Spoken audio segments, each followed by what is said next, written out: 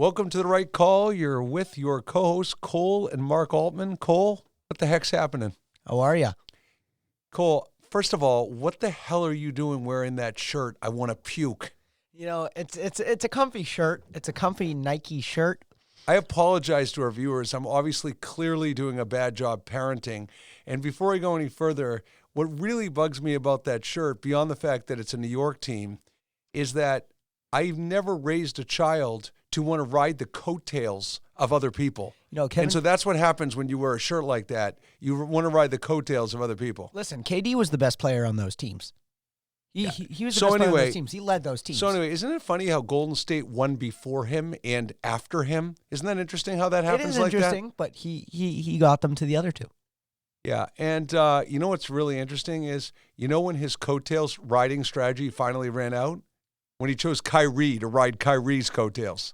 KD, how's that going for you? Hey, I don't think it's fair to say riding coattails. He wants to go to a team with another star. And then he chases James Harden out of town. Be careful what you wish for, because Ben Simmons is an abomination. He is pretty bad. Honestly, I think you score more points than Ben Simmons. Yeah, that's not possible. All right, so I just want to apologize. I'm going to try to overcome staring at a Brooklyn Nets Kevin Durant jersey the whole show. I can't believe I didn't. Now, speaking of jerseys, we thought, let's segue from one fraud to another. So, we're talking about Kevin Durant, and you'll notice on camera, if you can see, I picked two specific jerseys to put out there today. One of them was the Minnesota Vikings jersey, and one of them is the Los Angeles Chargers, which is criminal in itself. It still should be San Diego. Cole, who do you think had the bigger choke? Is it the Chargers, who blew one of the worst leads in NFL history against Jacksonville? Or is the Vikings, who had the most fraudulent record in the NFL, who couldn't stop a high school team on defense? Well, I think it's for sure the Chargers, because as the Chargers organization, you have a franchise quarterback under Justin Herbert. He's a superstar, and he's now made the playoffs once in his 3-year tenure, and he's winless. And so I think it's the coaching's fault. I think it's the lack of support on defense. Herbert has all the weapons in the world. It's not nothing to do with his weapons.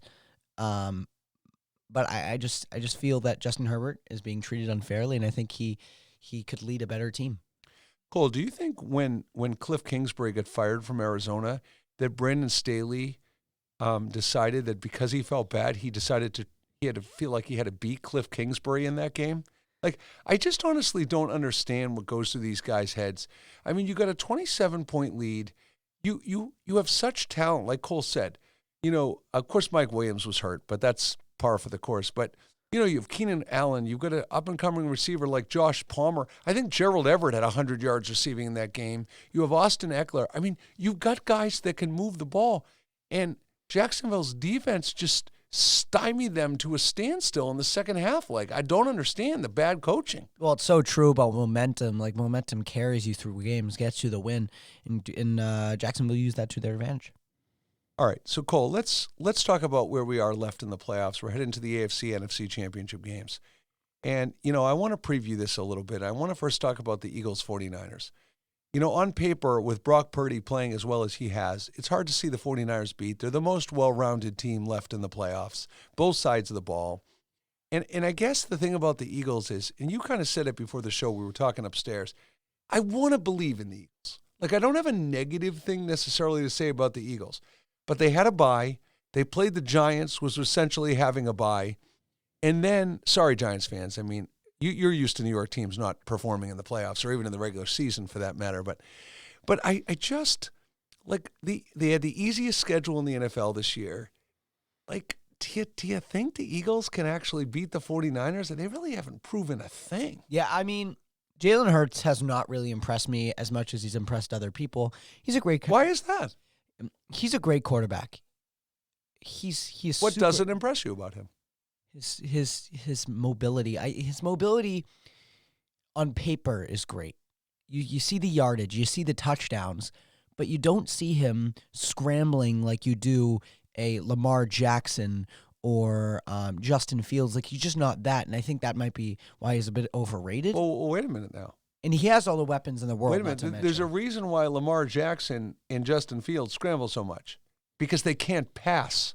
They suck at passing. No. No. Jalen Hurts, his accuracy has been significantly better this year. Devonta Brown, Goddard, Devonta Smith, A.J. Brown, Goddard, they've been better. I guess. Jalen Hurts. I mean, I guess. The statistics bear it out. Jalen Hurts is a fantastic. Like we said, the Eagles had the easiest schedule in the league this year. Jalen Hurts, amazing quarterback. Great fantasy quarterback. Amazing real-life quarterback. But I don't see him as a top 3 guy. And I honestly don't see that big of a difference between him and Brock Purdy. Okay, I'm going to pretend I didn't even hear that. Why? But this is what I want to ask you. So you're saying to me, are you saying to me, like, we know when Dallas loses, it's usually because of Dak Prescott's bad decisions. Are you telling me that the Eagles, if they lose to the 49ers, it's going to be because of Jalen Hurts not putting up enough points? Is that what you think is going to be there? Because that's where you went first in talking about the Eagles' credibility. That may be true. I understand that. Yeah, I agree with that. But I think the Eagles do have a pretty solid defense. They have Darius Slayback, and I just think, I don't know, something about the Eagles does not give me a winning vibe.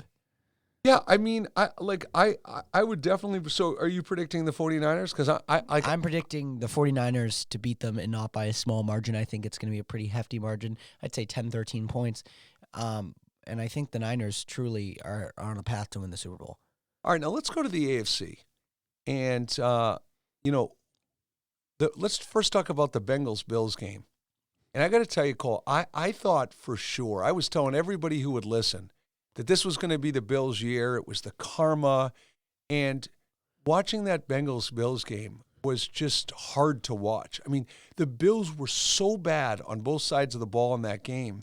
It felt like I was watching Bengals-Texans. Like, it appears that the Damar Hamlin injury was more about emotionally draining the Bills than galvanizing the Bills. So are the Bengals that much better than the Bills? And are you more convinced now that the Bengals are going to beat the Chiefs? If you had a gun to my head, I'd say the Chiefs win I would that never game. have a gun to your head. Well, thank you, Dad. I appreciate Never. it. I would It's never so do kind that. of you. Yeah. It's so kind. Thank you. Unless you wear a Brooklyn Nets jersey with Kevin Durant on it, I might consider it. Thanks. Love you too. Okay. If you had a gun to my head, I'd say the Chiefs win. I'm not confident about that pick, as confident as I was before, especially regarding Patrick Mahomes' ankle injury.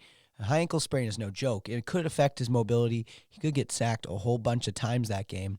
And I'm a little worried about the Chiefs. I mean, I have them in my playoff pool, and I don't feel as confident as I did. So watch out for the Bengals. Well, see, the thing that stuck out to me about the Bengals game and why I'm starting to believe the Bengals are going to beat the Chiefs is the Achilles heel of the Bengals going into that game was their injured offensive line.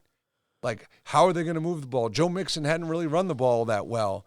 And their offensive line held up in a huge way. Buffalo had no pass rush. And let's be honest, I mean, the Chiefs have Frank Clark and Chris Jones, but the Chiefs don't exactly have a great pass rush overall either. So if the Bengals can protect Joe Burrow, like the Chiefs' defense is pretty ordinary. Like I feel like that if that offensive line holds up, the Bengals win. The thing about the Chiefs' defense is they have a couple star players. They have Chris Jones, as you said. They have L'Jarius Sneed at cornerback. Great. You name. just wanted to say the name L'Jarius. That's the only reason. So he's not true. even that great. Like, he's okay, but you just wanted to find a way to say L'Jarius Sneed. That may be true. But they have a star-studded defense to a point that they can hold their own, but they're not going to really stymie a team, like you said.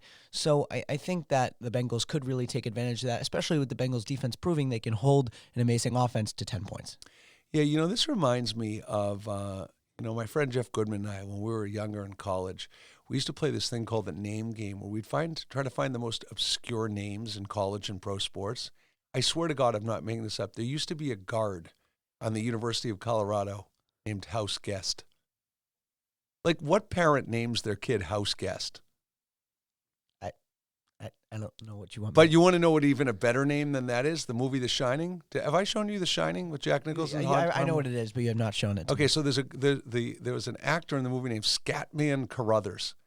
How psyched would you be if I had named you Scatman? Not excited. You wouldn't have been excited about that? I'm named after poop. Scatman? I guess could be quick, like he could be a scat back. Okay, the best name ever is Razor Shines. Well, that's true. Former Expo outfielder. I love you calling out Montreal Expos on the show. Razor Shines. All right, Cole. So, Bengals Chiefs. Who do you like? Because I want to talk about another topic in football. I'm gonna have to go with the Chiefs. Okay. So, Cole, this is what I'm thinking, and I really want to know your opinion on this. Watching the playoffs this year, this is what's going through my mind.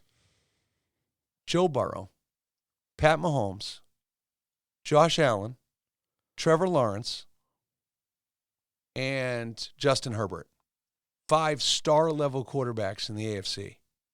When people talk about whether Mac Jones is the right quarterback or not quarterback, I'm sitting there thinking to myself, whatever side of the fence, if you're a pro Mac Jones guy, I'm going to say to you, what is Mac Jones' ceiling?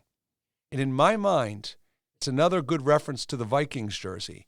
Mac Jones' ceiling is probably about Derek Carr and Kirk Cousins, and it may be Kirk Cousins without Justin Jefferson. No. So all I'm saying is, Cole, do you agree that that's his ceiling? And unless you are a Mac Jones guy, that you think Mac Jones is going to turn into Joe Burrow, we don't have the right quarterback. And before you answer, one last thing. Look at the Final Four teams. And before you want to sit there and go, well, what about Brock Purdy? Well, you know why Brock Purdy gets away with what he does? Is because the talent around him is elite on both sides of the ball. So can you get away with a Brock Purdy when your talent is elite? What do you Devo Smith, George Kittle, Brandon Ayuk, Christian McCaffrey, Elijah Mitchell. Is that not elite offensive talent? First of all, I want to meet Devo Smith. Why do I keep doing that? I don't know. First I called him A.J. Smith. Now I'm calling him Devo Samuel. So, listen, Brock Purdy's an exception. So you could have a quarterback like Brock Purdy if the talent on both sides of the ball is elite. Otherwise, you're not winning a title anymore in the NFL unless you have an elite quarterback. Well, period. The reason I say is because... Because you just tasted something you thought was yummy? No. Okay. The reason I say that is because it's not like he's throwing for 400 yards a game, but he's throwing 3 picks. He's throwing for 200, 250 yards a game, but he's not turning the ball over. And that has nothing to do with your weapons. Well, I would say that Mac Jones' decision-making was a strength, yet it's a little deceiving because as the year wore on, it was a strength, but they never used the deep ball, so he was very protected in the routes and choices. It was a very short mid-game. Now, you could argue, well, he was throwing interceptions on those routes earlier in the season, but it's hard to really know until a real offensive coordinator coaches him. You know, it's kind of hard to know, don't you think? Is, but are you saying that, say you replace, if you replaced Joe Burrow with Mac Jones? The Bengals don't even sniff a Super Bowl. Exactly. That's my point.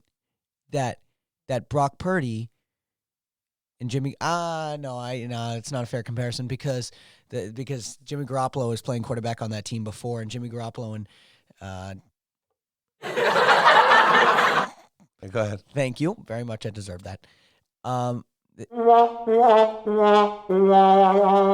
go ahead. I know you're ready to play another sound effect. No, I'm good right now. I might though in a minute.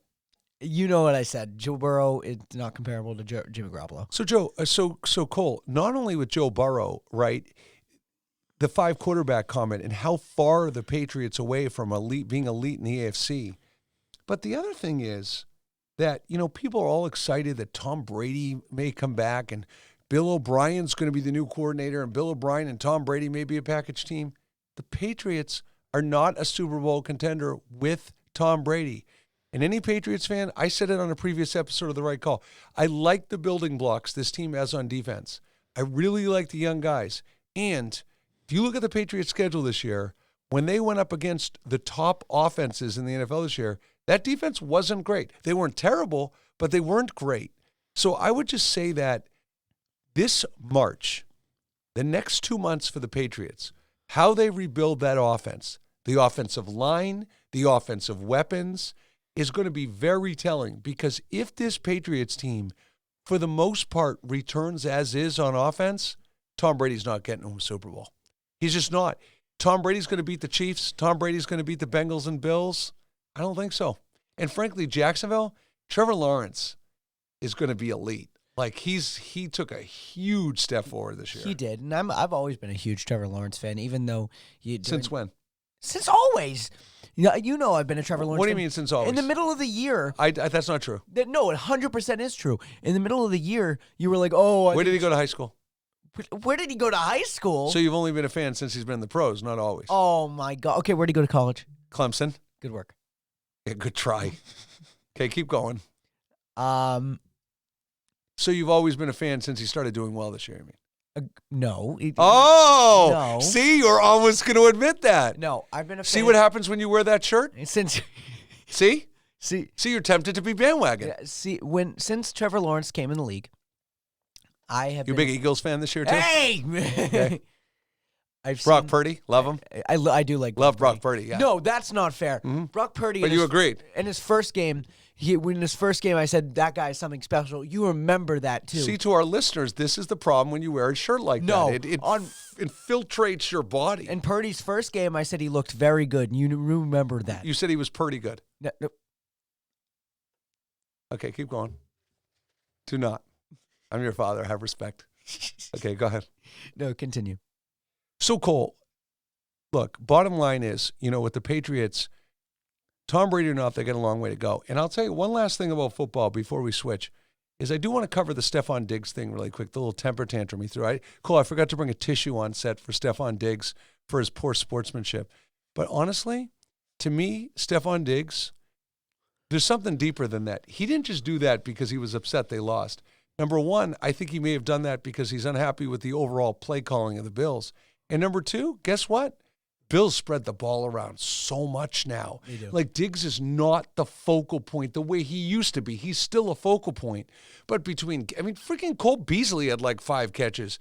Between Beasley, Shakir, Isaiah McKenzie, they use Cook, they use Singletary, they use Dawson Knox. They're all over the place. And I wonder, if he's frustrated with the play calling and more importantly, frustrated he's not getting the ball like he used to. Well, I think that's part of the downfall of the Bills. They're spreading the ball around too much. Get the ball to your star. Get the ball to your guy. You're doing something wrong. I think that's what he's upset about. You got to get the ball to who you paid a lot of money for, and I think that's part of the downfall why the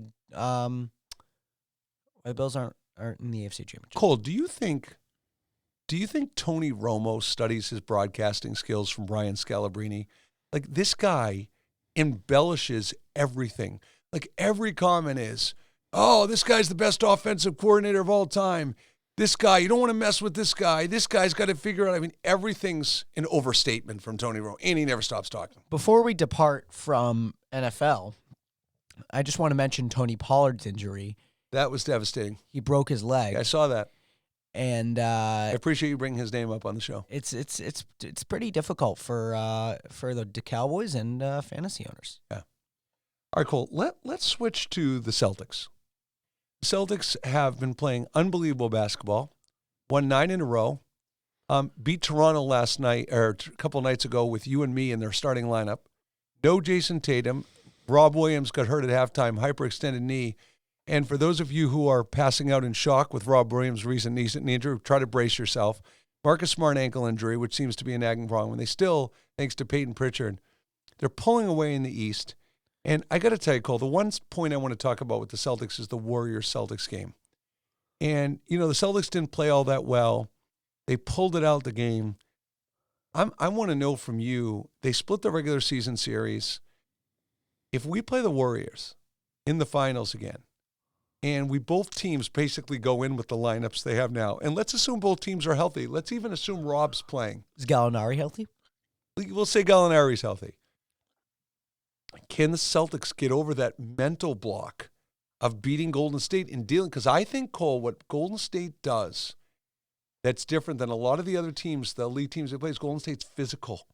They get into their bodies. So do you think in a 7-game series, the Celtics have enough to beat Golden State? I think the Celtics should definitely win that series. The Celtics are a lot better than they were last year, and the Warriors are not as good as they were last year. So I think that there's no reason why they shouldn't beat them. I think it's just what you said, though. Can they get over that mental hump of we lost them last year? Is it going to happen again? And I'm begging Brad Stevens, I would be so honored, Cole and I would be so honored if you listened to an episode of The Right Call. So just in case you're listening, I'm begging you. You've done an amazing job the last 2 years.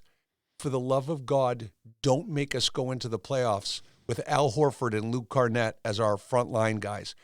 Just assume Rob Williams is going to be hurt. Don't count on Rob Williams. Whether it's Jacob Poeltl, whatever other big man you have got to get reinforcements up front because you're going to have a mess on your hands if you go into the playoffs with Horford and Luke Cornett. And by the way, shout out to Luke Cornett. For a guy that's basically been a scrub his whole career, he's actually contributed. He has. He has. I agree. Cole, they got to get somebody. They do. All right. Let's go to the Red Sox very briefly. Cole, the Red Sox recently did their little winter meetings with the fans. Ownership, Chaim Bloom booed off the stage. Are the Red Sox essentially an afterthought in this town? Like, I mean, forget about how good or bad they are at this point. You look at the Celtics and Bruins. Patriots are always going to be interesting because it's football. Like, does anybody really care about the Red Sox anymore? Really? I don't think so, honestly. To be honest, the Red Sox could be a great team. Not this year, obviously, but they could be a great team.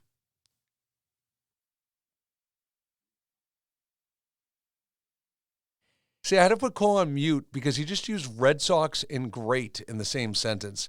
I cannot believe you even floated out that possibility with this bunch of scrubs. Not this year. Maybe not next year, but you have a great farm system. You have Marcelo Meyer.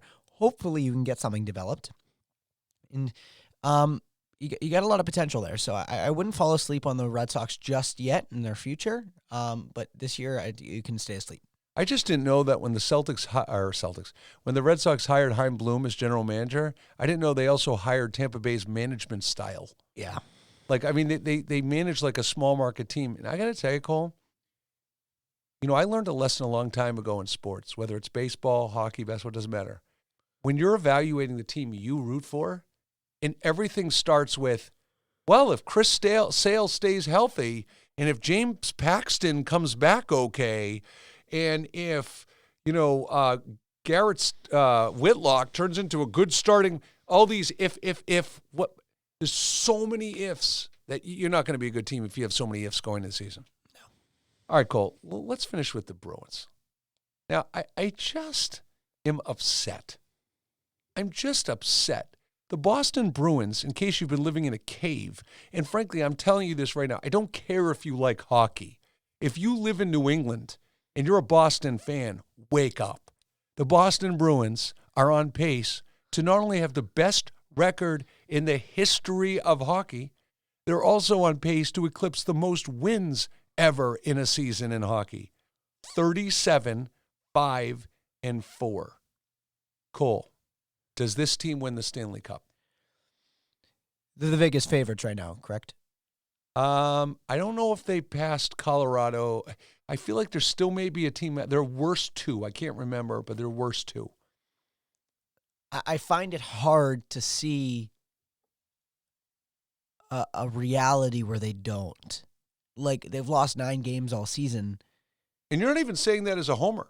No, I'm not. Like how they're such a good team. Please don't put overtime losses in the loss category. I'm hurt. They're such. They're not 37-9. They're 37-5-4. They're 37. They're 37.5. Well, no, that means they'd be 39-7.5. Because remember, the 5 losses in overtime are 5 points. Oh, okay. So they're 39.7.5. Oh my God. That is sick.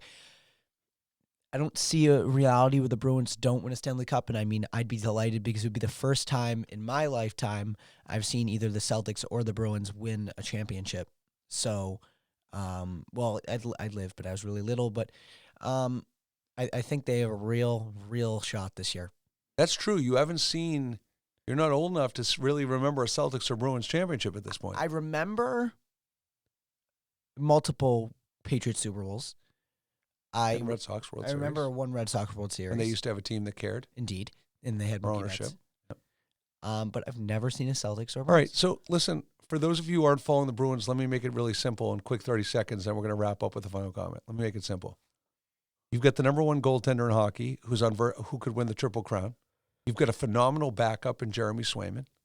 You've got the top defensive pair in hockey in McAvoy and Lindholm. You've got 3 defensive pairs that all are impactful, which the Bruins virtually have never had. You've got Taylor Hall playing on the third line. There's not a team in hockey that has a player like Taylor Hall on their third line. This team has 4 lines that can contribute, 3 lines that can consistently score, 3 versatile defense pairs. The only weakness this team has is a little bit of physicality. They're not an overly physical team. I mean, Brandon Carlo last night tried to fight a really good score on Timo Meier. It was a little bit embarrassing.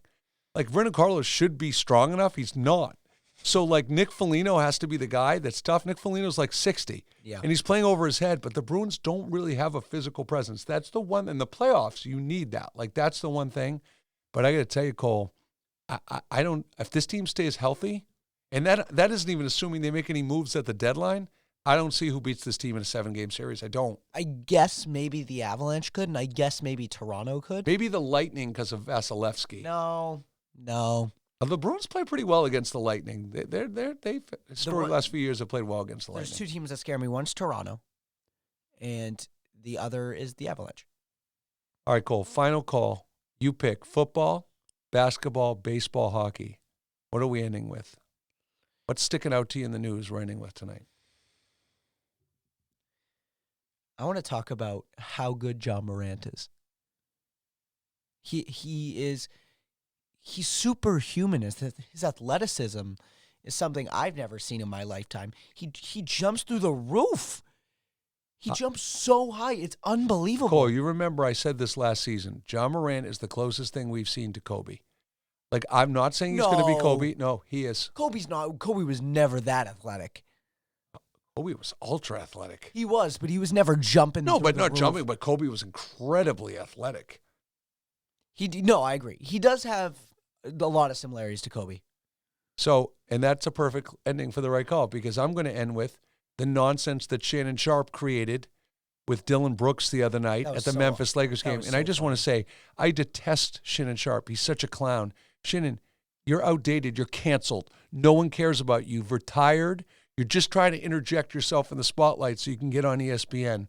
Bottom line is that John Morant, if he gets some real talent around him, I mean, he's got some good players, but if he ever gets a second running mate, like a Jaylen Brown type, like a Jitsu, watch out for that team. If we're talking about pure talent in the NBA, he's the best player in the NBA. Who's better? Giannis? Giannis just barrels through. Luke? Maybe Luka could make an argument. No, Luka. Luke Cornett. See, you went right to Luka. I was going to go with Luke Cornett. You know, that's fair. Is there any more gawky-looking white guy in the NBA than Luke Cornett? Such a stiff. All right, for Cole Altman, I am Mark Altman. Thanks for listening to another edition of The Right Call.